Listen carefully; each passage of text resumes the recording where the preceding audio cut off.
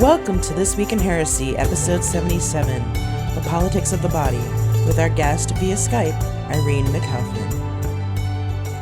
Hey Irene, welcome to This Week in Heresy. Hi, thank you so much for having me. So for the sake of our audience, can you introduce yourself and talk a little bit about who you are and what you do? Well, my name is Irene McCalphin. I am a pagan artist, art activist, writer, and burlesque performer in Oakland, California. I'm originally from New Orleans, Louisiana, but I've been out here for the past 13, 14 years, so I claim it as home now. So I go around to different schools talking about the intersections of marginalization, people of color, spirituality, and kink in different ways as far as healing, body positivity. I'm kind of all over the place. I'm one of those people who are basically out there in multiple areas saying, "Don't be assholes." Right. Please, Please don't follow be Wheaton's assholes. law. Yeah, please follow Wheaton's law. Thank you. Yes. Yes. Well, awesome. There's a lot in there that I'm totally going to nerd out with you on. But the first thing I'm going to ask, and you're probably going to roll your eyes, is how many people ask you about American Horror Story Coven? Oh my God. So many people, which is probably why I haven't even watched it. And the more people asked, when it was coming out, people kept tagging me in it, saying, "Oh my God, you should watch this. It's going to be so up your alley." And because I'm one of those people where everyone says go right, and I'm like, which way's left? Right. I didn't even check it out at all. I forgot it even existed. Thank you for reminding me. I'll have to watch it now. I think about it a lot. It was really good, and I know there's going to be a big line of witches behind me that's going to say the same thing, but the best part about it is it's the best show of how not to run a coven. Do not do that. And then there's Stevie Nicks. So You love Stevie Nicks. That's right. But we'll have to talk again after you've seen it about that. Let's start with body positivity, because that's a really big thing for me. Also, being a fat woman, trying to do a lot of body positivity work myself. And what got you started in that work? And is burlesque a big part of that work? Yeah, burlesque is a huge part of it. I'm so used to saying body positivity, but I want to correct myself really quickly by saying I am involved in body positivity, but right now my main focus is fat liberation. Right on. Yes. I used to really, really, really hate my body, and I use other people's opinion of my body to keep me from doing things in multiple areas of my life. Even in the spiritual areas of my life. I would never go skyclad at a ritual because I didn't want anyone to see me naked at all. And I left a relationship and ended up in a dungeon, as one does in California. Well, yes. I know that all too well. And I ended up having my first experience with subspace. And when that happened, the person who was flogging me very well, I'm blushing right now just thinking about it. Hey, Daddy, shout out. My back was exposed, and I felt like my back was one of the parts of me that I had the hardest time reconciling with, because I felt that I listened to what everybody else said about, well, at least you have a pretty face, right? So, but if you look at the back of my head, you can't see my pretty face. It's just my back and my ass, and you just get it all. And so I realized at that moment that someone was with me, enjoying my body in ways that I hadn't enjoyed it. And every time I was struck with the flogger, I was forced into my body in ways that I had not been present in my body. It made me very aware of my own skin, of the way like everything jiggled when I was hit. And instead of feeling embarrassed by it, it just felt like decadent. It felt delicious. It felt like all these good things. Like I was became edible. Mm-hmm. Um, Mm-hmm. and as a result of this and going into kink, I looked for places where people of color were doing kink, because often in the scene I would look around and I'm like, I'm Mm-hmm. felt like a freaking Highlander. Like Right. I'm the only one. there's Right. only one. Here we Oh are. yeah. So we worked there. It was like just me. And so I went to this online forum, when Yahoo Groups was a thing. And I ended up in Mahogany, and a person there posted, how do you balance being a person of color and a person of size in a kink community where you're not represented? And I wrote in about my experiences, and a woman in the group said, I have a burlesque troupe. You should come and audition for it. And I did. And the name of that group is Rubenesque Burlesque. Mm-hmm. And so, like a month after she sent me that message, you should come, I was on stage at my first burlesque show, taking my clothes off. And the moment I stepped out on stage, well, first I threw up in my mouth a little bit because I looked out of the curtain and like there's all these people there, and they announce your name and you go out, and I'm freaking out. And there's another performer next to me, Kitty Von Quim, and the music starts and you don't have a choice. And when I went there at first, I said, I'm gonna do this burlesque thing because it's gonna justify me running away. Like people are gonna hiss and boo, say horrible things. There'll be fruit involved, and I'll be able to like run off the table like I failed a massive will roll and never return. Mm-hmm. But that didn't happen. People cheered and loved it and everything, and uh, I saw my body through their eyes as something to enjoy. And I thought my body issues were something that I had to conquer on my own, because society tends to put pressure on anyone who's having an issue that they have to go away and deal with it. Like we don't talk about it or anything. But I realized I didn't get fucked up in a vacuum at all. Like I didn't come out of my mother's vagina thinking, oh my God, look at my cellulite. Like Right. Right. I wasn't born that way. I didn't like go through my early childhood that way.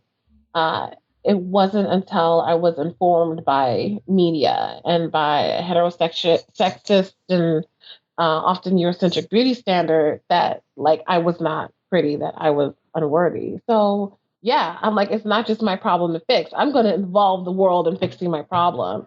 And I started doing that through burlesque. And I didn't consider myself to be an activist until someone said, you're a fat person of color, you're taking your clothes off on stage in front of mainstream audiences, you're an activist. I'm not the butt of a joke. Um, I do a lot of very sexy stuff. Um, I don't strip always quickly. I take my time. I do tease. And I stand. I stand there and let people look at me and let people see me. And I cast hella glamour. Right. Right. And yeah, so that's kind of launched being getting into body positivity. I started moving into fat liberation I uh, when I realized that there was a discrepancy between body positivity and fat liberation. Mm. When I realized that what I wanted was beyond clothing made in my size. Right. When I personally was subjected to a healthcare system that did not give me the adequate care that I needed, because they diagnosed my fat instead of diagnosing polycystic ovarian syndrome or the tumor that I have in my pituitary gland. Um, that's when I started getting into fat liberation. I started really, really, really getting into it when I realized that like my job and all this discrimination that I was facing when working in corporate America, even though I got great reviews, was because I'm fat and therefore not fuckable. To corporate, to people who are CEOs and higher ups that need admins. That's why I was always stuck somewhere between reception and would never be an executive assistant. Because even if they're not going to fuck me, they want to have someone who looks fuckable by today's standards. Because trust me, I'm highly fuckable. That's funny to Right. play about that. And yeah, so I most recently was on a panel with Choya Soledad and Ifashina, uh, and we were speaking about fat liberation at Mills College and about how it's not how it goes something that goes beyond looks. It's when you can die of cancer when a doctor's just telling you you just need to lose weight, when you can't have access to jobs to take care of yourself. The post traumatic stress of going out on a date, just going on a date or having and figuring out like you're someone's secret fatty. Oh All God, those right. kinds of yeah, right. I had a fat Yeah. person on a date telling me I don't normally date big girls, but you're kind of hot, and I'm like, What? I don't normally date assholes. What's for dessert? I mean, he didn't get Right. any, but I got dessert, and he paid. I mean, because obviously he wasn't what was for dessert. Word. Um, so yeah, so it's so I'm out there and I'm talking about it, and I'm showing my body. My mother swears I'm trying to put a tag on her toe. Oh Uh, Lord. but I keep doing it because I know if I would have seen someone like me, or heard someone like me, uh, when I was a kid, or when I was binging and purging and cutting, that I would have had some kind of hope that I can have the life that I choose to have. And so I think one of the biggest tools that fat people have is living their lives well and visible and speaking up, even when it's difficult. And all of us can't do it. So the ones that can need to really do it. And I've had people tell me about when I talk about that or politics or being a person of color or police brutality or appropriation, marginalization, they say maybe like life would be easier for you if you were just like a little like calmer or quieter. We're just concerned about you being able to get employed. We're concerned about you like all these other things they're concerned about, and I let them know that I couldn't do the things that I'm doing with my life without the people who were loud before me. All the sacrifices that they went through. Like I am standing on somebody's bones and in the pool of someone else's blood in order to be here as a fat Black woman doing the things that I'm doing. And it is my obligation to continue moving that forward. So, yeah. Absolutely. And that's a lot of the reason why I'm bringing it. I mean, I'm now feeling at a place where I can bring my own stuff into especially the pagan community, because a lot of there's not a lot of images of the fat goddess. Oh, You've got the Venus of Willendorf. That's great, but especially like in the more mainstream Wicca kind of stuff, and that's usually where I kind of focus. But I know there's others elsewhere. But especially in the mainstream kind of Wicca thing, it's all like, I have like pictures of like these very svelte goddesses, and and then you can't really find ones that look like you. I think that's a big issue. I did a ritual at PantheaCon uh, called "You Divine," which was seeing yourself in the face of your God. Um, I grew up uh, I grew up Roman Catholic, and for me, not being able to find images of God or divinity with my skin color was like it was really hard for me, especially the church that I went to. Like the only black or brown color depiction in anything was Lucifer. Like Oh with Lord. yeah, with the like the I remember it's like it was like Archangel Gabriel with this like spear or something. I mean, it was Michelangelo, it was one of them, and he was like stabbing, like running Lucifer through, and Lucifer was black, and that was like that was the only image of blackness or brownness that I saw where I went to, where I was spent most of my beginning of my spiritual religious life. Mm. And then when I moved into Wicca, I was bombarded with all these images and none of them looked like me. And I didn't feel empowered as a fat person or as a person of color at all because I was still um, seeing I was brought up with this idea that, God created, we're created in the image of God, right? But all the images that we create of God look, not like me. And so in my reasoning as a kid, it became a thing of, oh, well, then God must have not like created me, or like I'm not as close of an image of God. So therefore I am not as good in a way. And I had to start like reclaiming that for myself. Um, and one of the ways I did it was through the ritual that I just wrote. And then another way that I did it was I had a coven for a long, long time.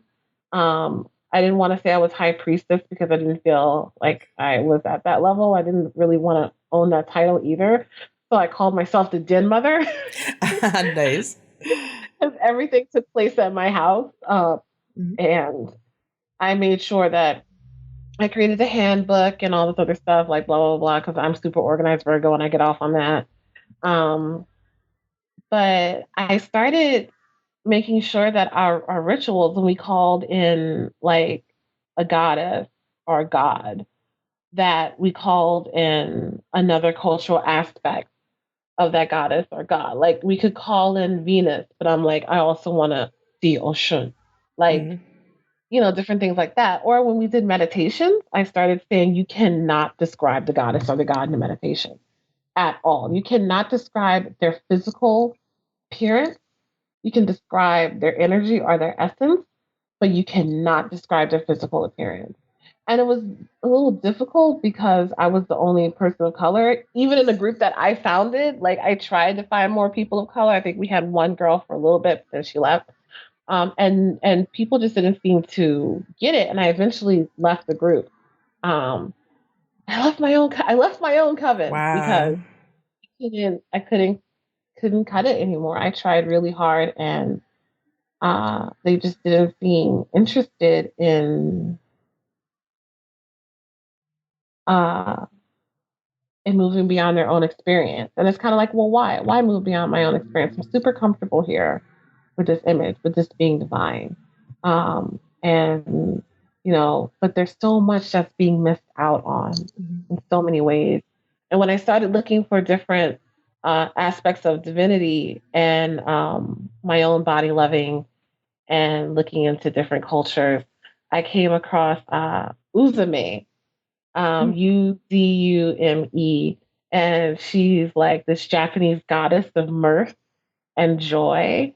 And there's an interesting story about her bringing back the sun after the sun goes away, and she does it by stripping. And she's Nice. fat. I'm like, Sheer is the Rad. goddess of burlesque, and she's Japanese, and she's totally like awesome. Um, That's so so yeah, cool. Yeah, talking about your coven, I'm just like sitting there thinking, that's an example of privilege right there. yeah. Like, I mean, you don't need a better example. It's right there because you're not looking outside of your own self and thinking, maybe we should change things because, oh, maybe we are harming other people. Maybe we are doing some damage. I'm writing a book at the moment. I've actually been writing about this for like 3 days, so you'll have to forgive me for being totally nerdy on this. Oh, Um, go for it. Speak okay, on it. well, because it really just pisses me off. It's like it's not that hard, especially right now, to actually like learn about other cultures, learn about other deities, learn about racism, learn why your practices are racist or sexist or misogynistic or misandrous even, or transphobic. I mean, it's kind of a no-brainer. You've got Google. Yes. And it just boggles my mind that I'm just like, come on, fellow white people, get with the program. It's just like that people aren't seeing outside themselves, and it really gets me mad. It's a it's so difficult because it's first you have to see, like, they have to see that there's an issue, and seeing that there's an issue makes people really uncomfortable because once they see that there's an issue, they're like, how could I have lived like this? And I didn't mean that. And then comes in the guilt. And then it's like, and then they're like, help me deal with this guilt. And I'm like, I can't help you process your guilt while I'm also being oppressed. Like, I can't hold space for that. Which is, and sometimes I will explain stuff to people. Like, they'll be like, I don't know, like, why is this racist? And and I will, like, sometimes take the time to explain to them. But what they don't get is that it takes a piece out of you every time you have to explain to someone why their behavior sucks if you're from that group that is having to deal with it. And some people even take that education for granted. And I swing back and forth between, yeah, sure. Well, we'll have, I call it, I'm gonna come get you. Like, I'm gonna come get you before somebody else come get you because it's Right. gonna hurt when I get you, but it's not gonna hurt as bad if somebody you don't know come get you. And I'm coming to get you because I love you. So I swing between I'm gonna come get you to, like, I'm done with you. And it depends on the time. And I mean, even looking at what's happening in the world today, especially with, like, just in the United States, especially with Trump running. Oh Um, God, help us all. yeah, Carol, can we just do like, seriously? I'm like, can we just do like some kind of like a blocking like spell, like something, like some kind of like just I just want to just contain him in his own little bubble. Right. Like, I'm so Can a bunch of us just kind of bind him or yes, something? yes, It's something, just like tempting, bind him to tempting. Trump Tower or something because it's terrible. But the only good thing that he has done is really make it super visible that we have a problem. Like, but the thing is, it's not even that evidence to, like, most America. Like, people around the world are like, "Ooh, America, you got real America, Yeah. you got a, Oh yeah. My wife you is got a British. problem." My Mhm. wife is British, so she's like, I don't get it. You Americans, man. I don't get it. I'm like, I grew up here and I still don't get it too. So it's not just you. And these people who have, like, been secretly thinking this are like feel completely justified now, and they're like, "No, we're actually the ones who are oppressed," and it's it's like, what world are you? I can't. I try to grasp it, but I there's not know, enough right? marijuana in the world to relax my brain Right? enough to be able to understand their logic. Um, but yeah, and people are trying to say, like, we're better now. We've had a black president, like, and all this other stuff. Like, we're so much better. Like, take this as a win. Um, and then I see people who are struggling and people who are trying to change the way they think. And then I see people who are just defensive, like someone I knew, that, like, I'm gonna walk into someone who I know, love, and adore, that I'm going to walk into a space and people are going to judge me because I'm an older white male. Like, they're going to judge me. They're going to look at me and judge me negatively because of who I am. And I said, yeah, kind of like the entirety of my life, dude. Mm-hmm. Kind of like the entirety of my life. Mm-hmm. And people are so afraid of the word privilege, that they're doing everything to distance themselves about it, from it. And when I did a round table at PantheaCon where we talked about privilege, and there were some people in there who said, like, I don't understand, uh, like, appropriation or marginalization. I don't see I don't see it anywhere. So because I asked them, why are you here? And they were like, I hear there's a problem with diversity and marginalization appropriation. but I don't see a problem, so I'm here to see what that problem is.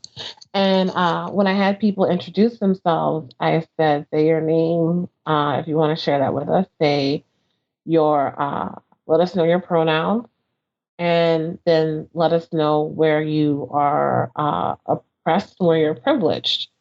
And and I said I am a Black woman, queer, but I am privileged in that I am able-bodied and I am cisgender.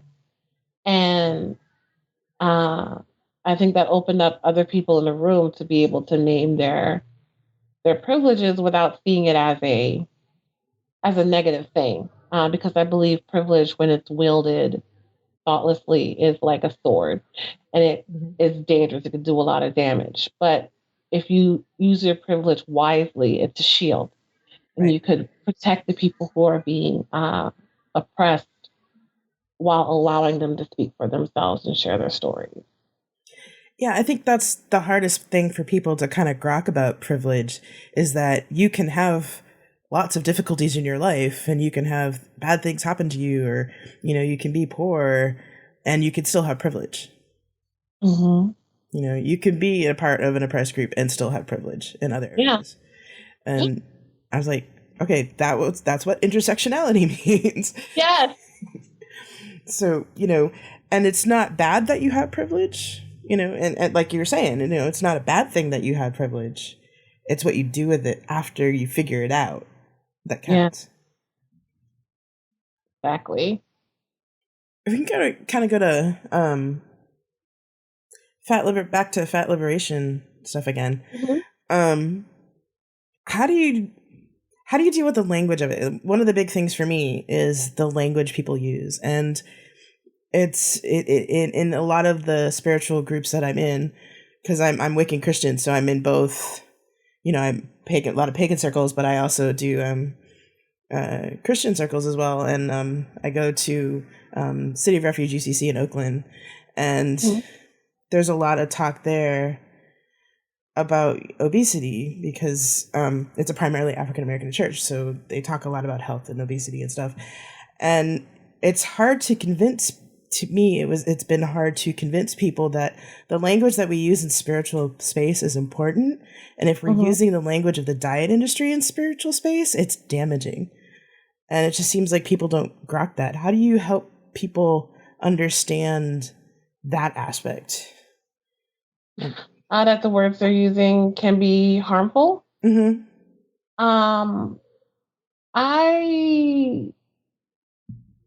I haven't consciously thought about how I deal with that. Most often when someone is saying something that I feel is harmful, I just say, this is harmful and this is why. Mm-hmm. In a spiritual space, my body being seen as some kind of indication that I am spiritually deficient is incredibly harmful. And I know that in the past, like that has been said, like that your body is an indication of your mental, emotional, and spiritual health. Mm-hmm. And so to bring the diet industry into a spiritual space like that is very damaging, because you feel like either there's something that you need to atone for, or something, in some cases, depending on how people treat their spirituality, something that they're being punished for. And this vessel that carries you around and houses your spirit should be celebrated in whatever stage it is in. Because if we are truly created in the image of the divine, then all parts of us are an image of the divine. Which means if I'm created in the image of the divine, then like the skinny me will say, like, so that thin person that's like trying to claw its way out through my fat desperately. Allegedly desperately trying. There's a skinny girl waiting to come out. Oh, like, sorry to the world. It's like Alien. like that person, not only is that person divine, but my very fat present self is also an image of the divine. And to say that a fat body is an unhealthy body is not like It's not true. And it just, not only is it not true, but it causes you to focus in on um, this whole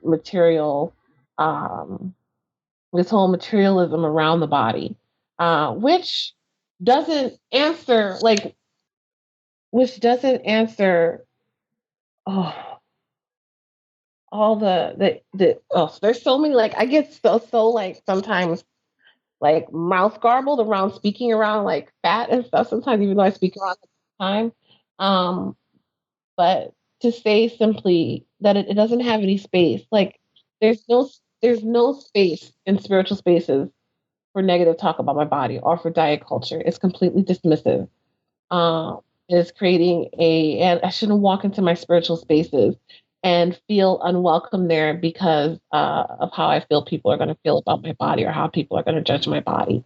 That is not the space for it. That's not. Um, not that there are any spaces for it. I mean, they could create their little cloistered spaces anywhere else where they want to talk about body, but they need to keep my body out of their mouth. Right. um, see, like, so most often when I'm dealing with people who are saying like hurtful or negative things, and their language around it is to say that I see that they want to come from a place of concern, but their concern is not actually helping me in any way. If anything, their concern is harming me. And to think about where their concern is really coming from. Mm-hmm. Is it real, authentic concern for me and my health and my body? Because if it was, they would listen to me when I'm saying that it is harmful and it is not correct. But then it would be coming from that place. If we're dealing with my spirit and my soul, deal with my spirit and my soul. Um, Trying to bring my body into that conversation in a negative way is not going to help me feel like this is a safe space for me to exist in. Mm-hmm. And in order for me to do the spiritual work, and in order for me to praise and worship and be one with a congregation or a coven or a community, I need to feel like it's a safe space. And if you're attacking my body, then it is no longer a safe space for me to be in. Right. And then it's another way that fat people become visibly invisible. Yeah. You know, because we take up space and everybody's like, oh, fat people taking up space. And then it's like, well, you can't talk about your fatness and we don't want to see you and you've got to cover everything up and don't get a tattoo, don't do your hair, don't wear certain things, blah, blah, blah, and so on and so forth. Yeah. It's like it also creates it's like just a form of creating another hierarchy. Basically, it makes like, don't make my church high school. Like, right? Don't do it. Like, this is not the place. And people are always, I feel like people are always looking for a way to lift themselves up, and they do it on the backs of other people. And then again, it goes back to the basics of the law of Wheaton, as you Yes. have. So it's like, don't be an asshole. Right? Uh, don't Exactly. be an asshole. They're like, I'm concerned. And I'm like, no, you're not being concerned. You're being an asshole. Right? Yeah, Like I it's say this with compassion. right. And I mean I mean I've had a few of those in my life, and those people doing that kind of assholey thing in my life, and it's just kind of like, please don't, just don't. No, I don't need that in my life. I'm going to go live my life, and you can kind of go live yours over there for now. I don't need you in my life if you're going to be that way. So, kind of switching tack here, because you did mention about kink, and we were talking about it earlier. Curiosity's sake, because I know I've done some spiritual kink work myself. Do you do spiritual kink work? Do you do ritual stuff or any of that kind of thing? Yeah, I do.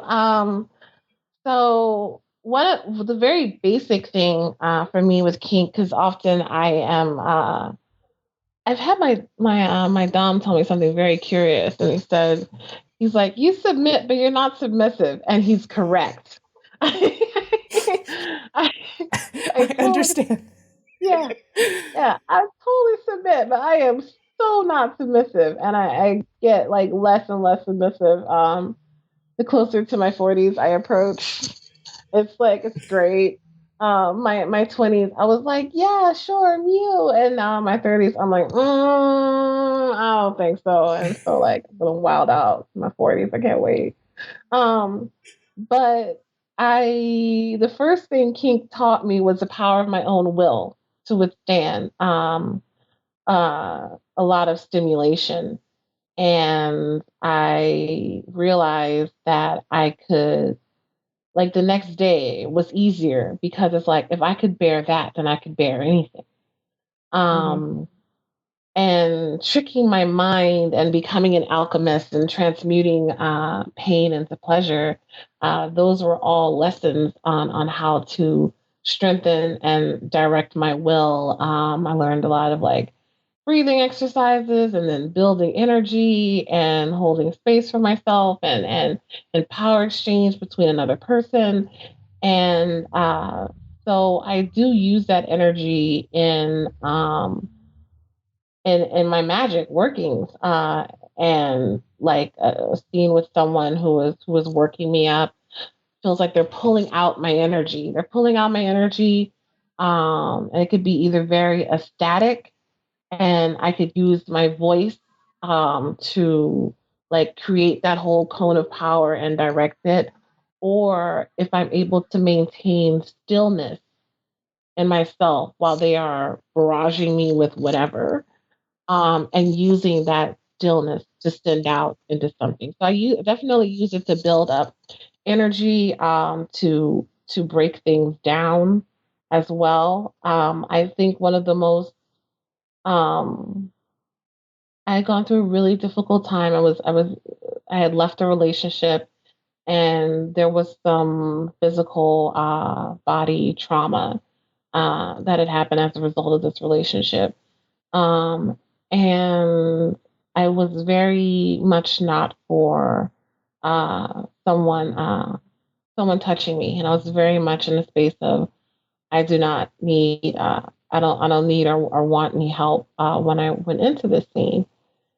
And I was tied down and I was flogged, and I was trying not to uh, I was trying to just like kind of like let myself go away and not be present. And another person who was part of the scene, um, lifted my chin and just looked into my eyes the entire time. And I wasn't expecting to have a spiritual experience during that scene. I was like, I just haven't played in a while, so let's just like do this. Let's get some touch that I can handle, and But for me, she became like uh, almost like the Virgin Mary. Mm-hmm. Like she became the Virgin Mary. She became this soft, loving, compassionate uh, being, while I was like experiencing all the like pain of the world and life and everything from behind. And she kept me present, and she wouldn't let me like turn away from what I was facing, but at the same time looking at me very lovingly. And when the scene ended, and I was like untethered from the horse, I kind of like slumped off onto the ground. Um, and in that space, because I was full of so much energy, I was thinking, like, even though my body was exhausted, I was filled with so much energy. I was thinking, I can totally send this energy like into the earth, or I could send this energy into resistance. I could send this energy to uplift. And I was trying to think of like what I could send this energy into as I was trying to pick myself up off the ground. Um, and my my dom just took his foot and swiped my hand from under me, and I like fell back down. And he's like, do you need help? And I'm thinking to myself, no, I don't need help. I'm about to take this and help the world. Like, I what are you talking about? Like, I'm gonna use all this like energy that you just put into me, and I'm gonna like help somebody else out. I don't need any help right now. And I'm like, no, I'm cool. And I'm trying to stand up again, and he again very gently with his foot just pushes my arm out from under me, and I collapsed.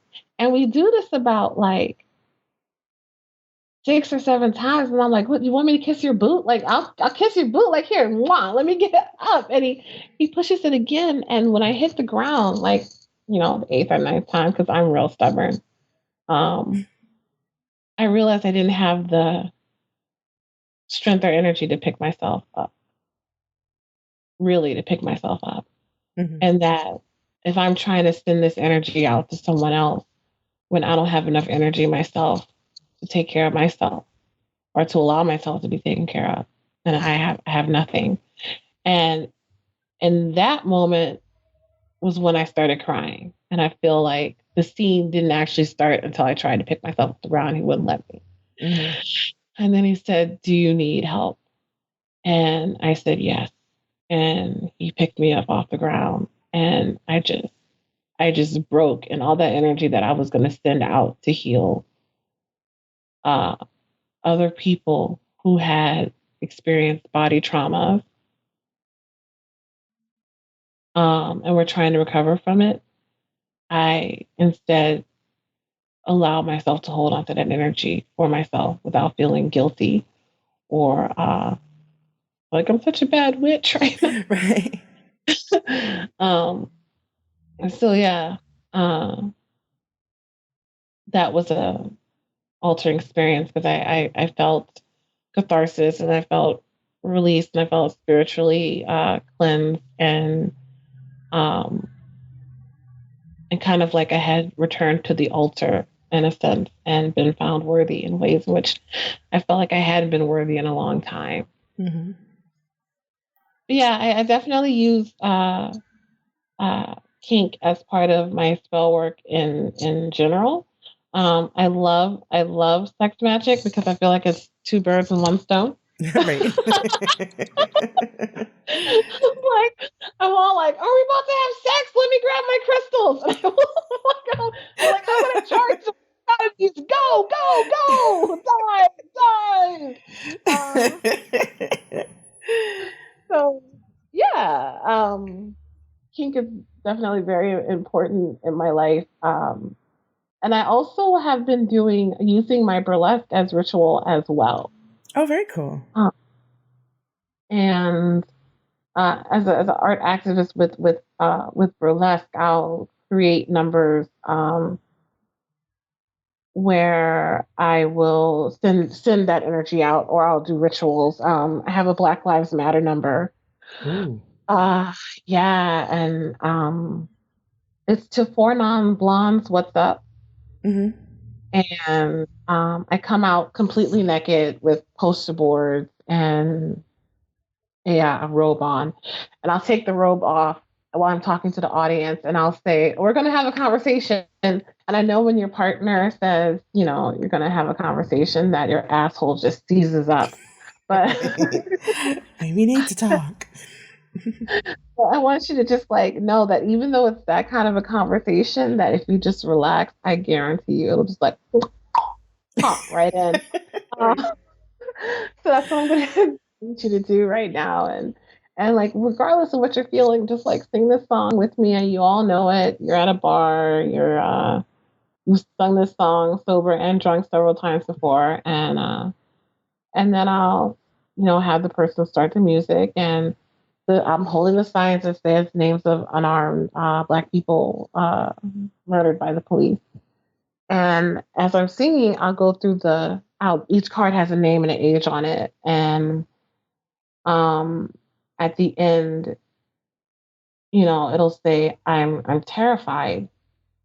And, when I stand, the last card drops and I stand at the end of the song, I have written across my belly, "I'm next." And Wow. and all the names that I chose was I have to keep updating the names, unfortunately.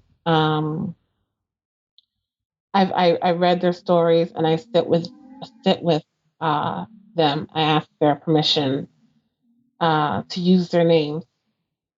Um, and when I'm on stage, it's a memorial. It's not like Mm-hmm. a when I'm singing, I'm not trying to sing in a way in which is pretty or even pleasing to the crowd. It's like it's a rage.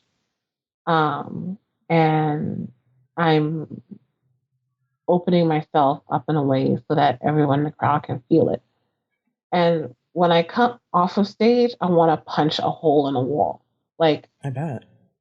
it's really difficult to like hold that. And like I want to punch something so badly, and then every time, like when I'm like I'm just shaking, uh, someone will come in and they'll be crying, and they would have felt it, and most people are like, well, I never thought about it that way. So that's one of the things I use as that's the art activism, but it's also very spiritual for me in nature. And I just I did another class at PantheaCon was busy for me this year. That's why we didn't get to meet up. Right, right. Busy for you too. Oh yeah. Um, but I recently taught a class uh, called the Body BAWDY Divine, Mm-hmm. where I went through different techniques that you could use as magic, like crafting a spell through burlesque and burlesque movements, and even showed how you could do some of the stuff like seated as well for people who you know aren't able to like stand and walk in that way. Mm-hmm. Uh, but we had a moment in the class where I asked the people to take a glove. Everybody, who felt like it, come take a glove, and asked them to hold that glove and charge that glove with all the negative things or even just one thing that they wanted to like clear out of their life, and uh and then to put on the glove, and they'll keep holding that thought in their mind. And then I played Nina Simone's version of Feeling Good, and had to very slowly and methodically remove that glove. And there was someone in the class who just she couldn't get the glove off. And it's like I'm like, it's okay. Like if this is protecting you and you need to keep this here, then you get to keep this glove here. This is what you need. You do not have to remove it. If it is serving a purpose, it is serving a purpose. And they said they're like they want the glove. They wanted the glove off. They wanted the glove off. So I like just held her, and I asked everyone who was in the room. I'm like, let her know. And the people started screaming, take it off, because I said we're gonna treat this like a burlesque show. So they started screaming, take it off, take it off, take it off, and she got that glove off, and Wow.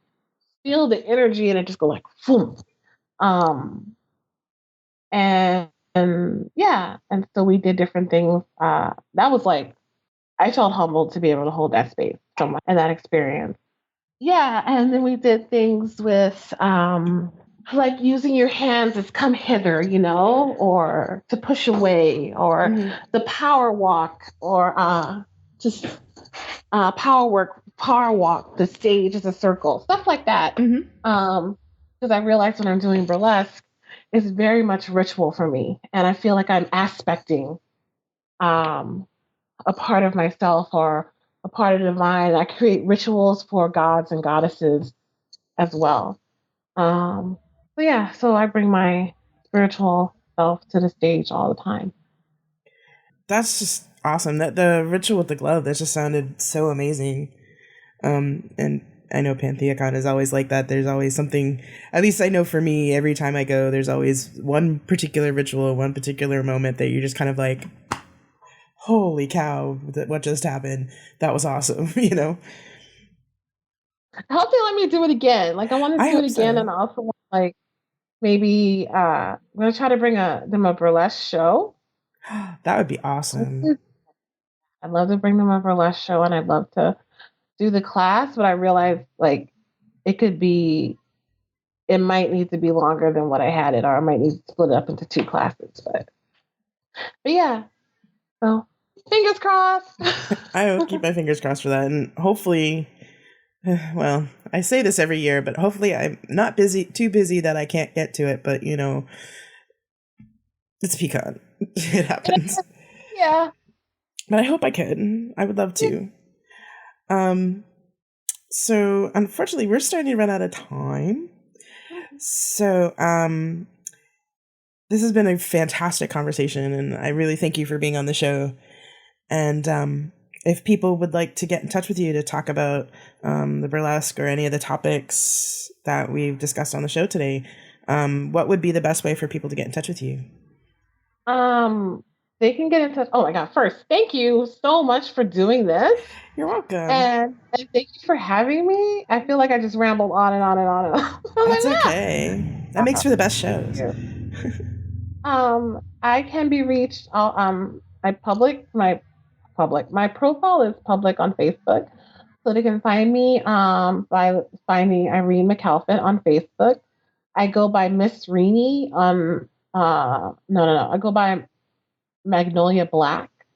That's Magnolia with the H at the end for some reason I can't even think of now. And you can find me as Magnolia Black on Twitter and Instagram. And a way to connect to all of those super easily is to go to my blog, which is Misadventures of an Ungrateful Fat Bitch. Excellent. And that'll link to, that's my badly mismanaged blog, but it will link to my Facebook and my Twitter and my Instagram, and also let them know what events I'm doing and when my shows are and all other stuff. Excellent. Well, we'll have all that in the show notes so that people can just go right there. And again, thank you so much for being on the show.